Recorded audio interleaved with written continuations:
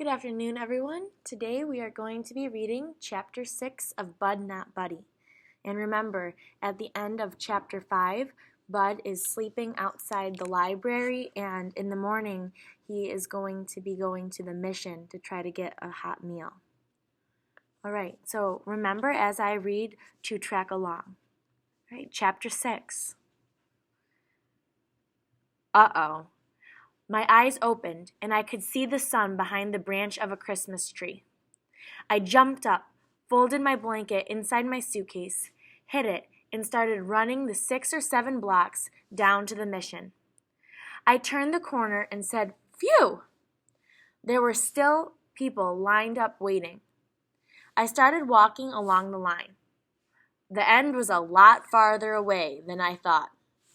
The line turned all the way around 2 corners, then crossed over one street before I saw the last person. Shucks. I walked up to get behind him. He said, "Line's closed. These here folks are the last ones." He pointed at a man standing next to a woman who was carrying a baby. I said, "But sir." He said, "But nothing. Line's closed. These here folks are the last ones." It was time to start lying. If I didn't get any food now, I'd have to steal something out of someone's garbage, or I wouldn't be able to eat until the mission opened for supper. I said, "Sir, The man raised his hand and said, "Look, kid, everybody's got a story, and everybody knows the rules. The line closes at 7 o'clock. How's it fair to these people who've been here since 5 o'clock that you can sleep until," he looked at his wristwatch, "until 7:15, then come busting down here expecting to eat? You think you got some kind of special privilege just 'cause you're skinny and raggedy? Look in the line. There's lots of folks look just like you. You ain't the worst. Supper starts at 6 p.m. But you see how things is? If you plan on getting fed, you better be in line by 4. Now, get out of here before I get rough with you." Shucks. Being hungry for a whole day is about as bad as it can get. I said, "But..." He reached in his pocket and pulled something out that looked like a heavy black strap and slapped it across his hand. Uh-oh, here we go again. He said, "That's it. No more talk. You opened your mouth one time too many. You rotten kids today don't listen to no one, but I'ma show you something that'll improve your hearing." He slapped the strap on his hand and started walking toward me. I was wrong when I said being hungry for a day is about as bad as it can get. Being hungry plus having a big knot on your head from a black leather strap would be even worse. I backed away, but only got 2 steps before I felt a giant warm hand wrap around my neck from behind. I looked up to see whose doggone hand was so doggone big and why they'd put it around my neck. A very tall, square-shaped man in old blue overalls looked down at me and said, "Clarence, what took you so long?" I got ready to say, "My name's not Terrence, and please don't choke me, sir. I'll leave." But as soon as I opened my mouth, he gave my head a shake and said, "I told you to hurry back. Now, where you been?" He gave me a shove and said, "Get back in line with your mama." I looked up and down the line to see who was supposed to be my mama when a woman pointed her finger at her feet and said, "Clarence, you get over here right now."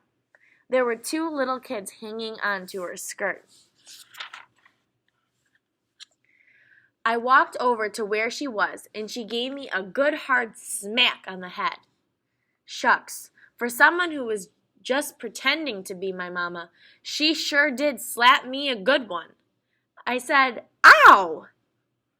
The big square man who'd grabbed my neck looked at the man with the strap and said, "Boy had to go use the crapper. Told him not to waste time. But like you said, these kids today don't listen to nobody." The strap man looked at the size of the man who called me Clarence and walked back to the end of the line. When the overall man got back in line, I said, "Thank you, sir. I really tried to get—" But he popped me in the back of the head hard and said, "Next time, don't be gone so long." The two little kids busted out laughing and said, "Na, na, na, na, na, Clarence got a lickin', Clarence got a lickin'." I told them, "Shut up and don't call me."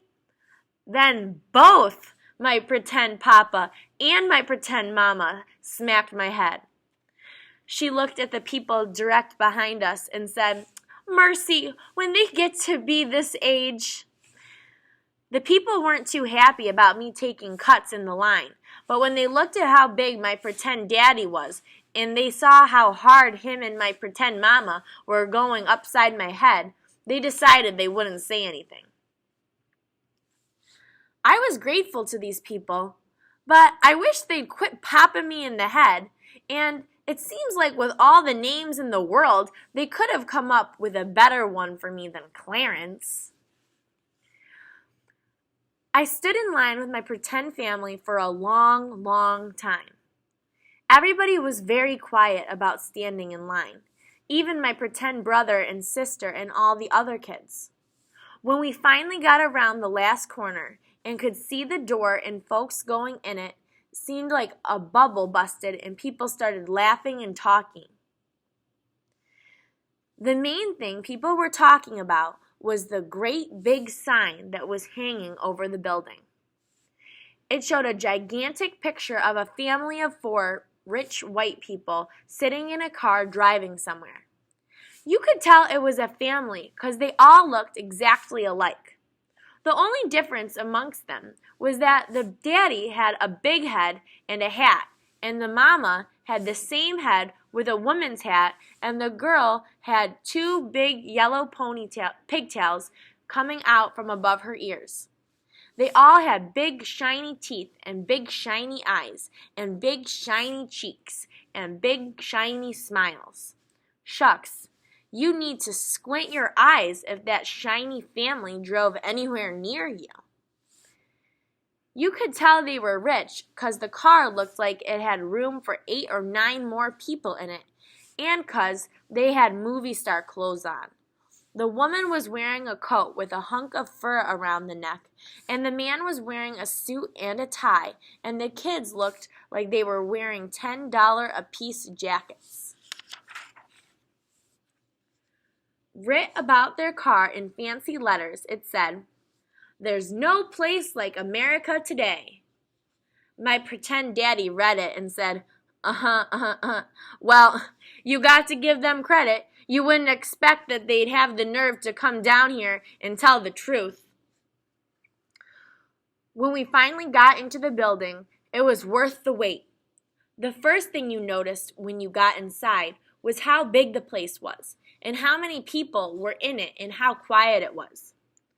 The only sound you could hear was when someone scraped a spoon across the bottom of their bowl, or pulled a chair in, or put one back, or when the people in front of you dragged their feet on the floor, moving up to where they were spooning out the food. After we'd picked up our spoons and bowls, a lady dug a big mess of oatmeal out of a giant pot and swapped it down into our bowls. She smiled and said, "I hope you enjoy." Me and my pretend family all said, "Thank you, ma'am." Then a man put 2 pieces of bread and an apple and a big glass of milk on your tray and said, "Please read the signs to your children. Thank you." We all said, "Thank you, sir." Then we walked past some signs someone stuck up on the wall. One said, "Please do not smoke."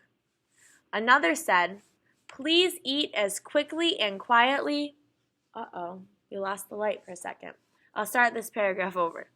One said, "Please do not smoke."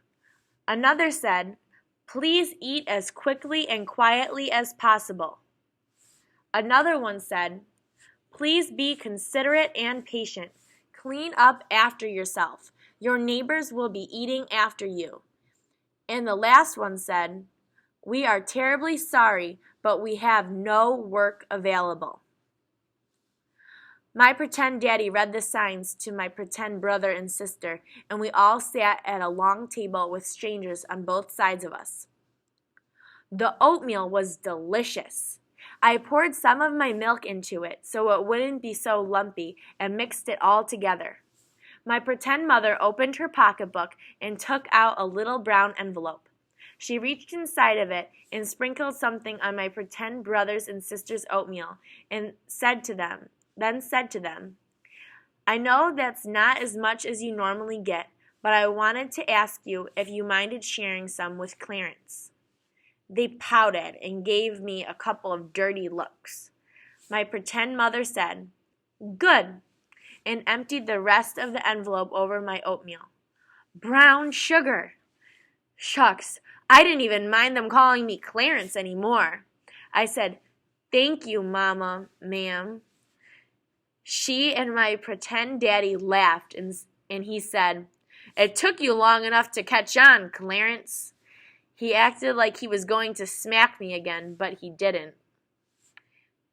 After we finished all our food, we put our bowls up, and I thanked my pretend family again. I asked them, "Are you going to be coming back for supper?" My pretend mama said, "No, dear, we only come here mornings. But you make sure you get here plenty early, you hear?" I said, "Yes, Mama. Ma'am." I watched them walking away. My pretend brother looked back at me and stuck out his tongue, then reached up and took my pretend mother's hand. I couldn't really blame him. I don't think I'd be real happy about sharing my brown sugar and my folks with any strange kids either. Right, and that's the end of chapter 6. So some things that you can think about for this chapter that we will discuss in class are what was significant about that big sign that said there's no better place to live than America today.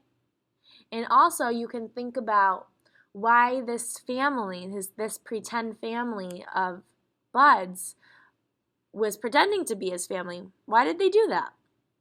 And you can also make some predictions about where you think Bud is going to go next. All right, I'll see you in class.